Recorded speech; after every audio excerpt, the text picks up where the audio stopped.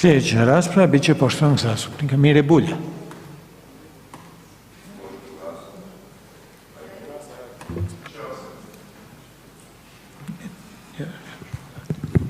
Hvala lijepo.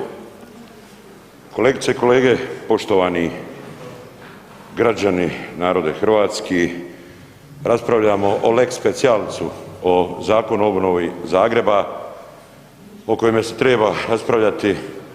Hrvatski narod je uvijek bio solidaran, human u brojnim nepogodama i ugrozama i ja bi s ovoga mjesta prije svega pohvalio one koji daju najveći doprinos našoj sigurnosti, našoj nacionalnoj sigurnosti, a također sigurnosti od ugroza, to je hrvatskom vojniku, Hrvatskoj vojsci koja je se dokazala u to vrijeme pravovremenim i brzim akcijama kao i u vrijeme Domovinskoga rata i činjenica da je hrvatski vojnik i ovaj put bio onaj koji je pokazao brzinu i snagu uz hrvatske vatrogasce, naravno policajce, medicinsko osoblje, sve ono što je bilo civilnu zaštitu i to je način na koji moramo funkcionirati i na koji način moramo gledati. Pa hrvatska država, bilo SDP-ova, bilo HDZ-ova Vlada, 20 godina nismo imali strategiju nacionalne sigurnosti. Mi nismo imali pričuvu, toliko pričuvu da bi mogli je aktivirati što se tiče hrvatske vojske. Nismo imali svoja zborna mjesta, nismo znali kako reagirati. Međutim, ove ugroze govore kako trebamo čuvati nacionalnu sigurnost. Naravno, kad govorimo o gradu Zagrebu, ja kad dođem u Zagreb iz svoje Dalmatinske zagore, onda ova svjetla me stvarno zabljesnu, međutim, trebamo biti solidarni. Ali trebamo kazati da je grad Zagreb, sjećam se, donirao sve i svašta svakome, da bi se pokupio koji politički poen. Zbog toga što je država centralizirana i što je sav novac ostajao u Zagrebu. Od institucija Vlade, tj. ministarstava i Vlade, tako da su ruralni krajevi 2/3 Hrvatske prazne. Reći ću vam jedan primjer. Nedavno je bila kiša u mome selu, ogromna kiša, dogodilo se klizište. Čovjek ima brojnu obitelj, ne radi supruga ni on i naravno ne može se riješiti taj problem jer mu je kuća ugrožena zato što je privatno zemljište, sirotinja. Kad donosimo zakon, onda trebamo gledati širu sliku.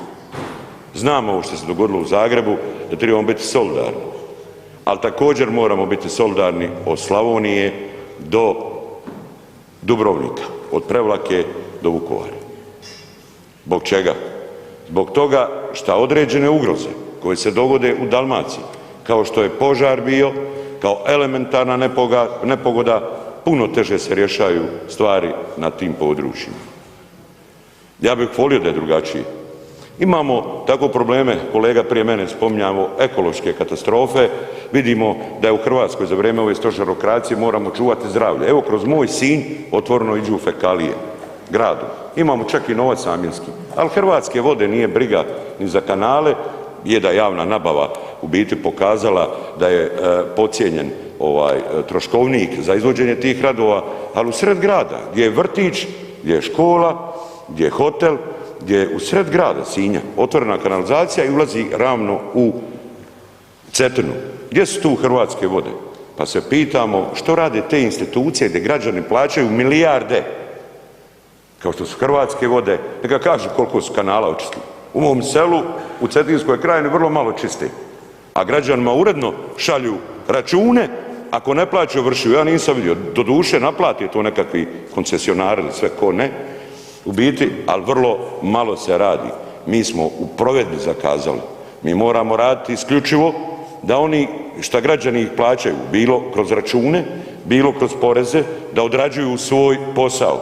I zbog toga 20 godina nismo imali strategiju nacionalne sigurnosti. 20 godina. Prije 2,5 godine smo donijeli strategiju. Ušli smo u NATO, ušli smo u EU, nismo imali staru, znači, strategiju nacionalne sigurnosti. Pa mi od dječjega vrtića moramo djecu učiti kako se obraniti od određenih ugroza. A neka nam se pojavi određena ugroza da nametnuta tijela prisilno kažu da saborski zastupnik može glasati ovdje ako je u samoizolaciji, a poljoprivrednik koji gnoji svoju njivu 3 km, nikoga nema oko njega, njemu ide kazna od 8.000 kuna bez obzira što se nema s čime prehraniti. Prema tome, bilo je ugroza, bit će ugroza, moramo biti solidarni i humani, međutim nemojte zaboraviti ove 2/3 Hrvatske, počev od moje Dalmatinske zagore, Like, Gorskog kotara, Slavonije. Hvala lijepo.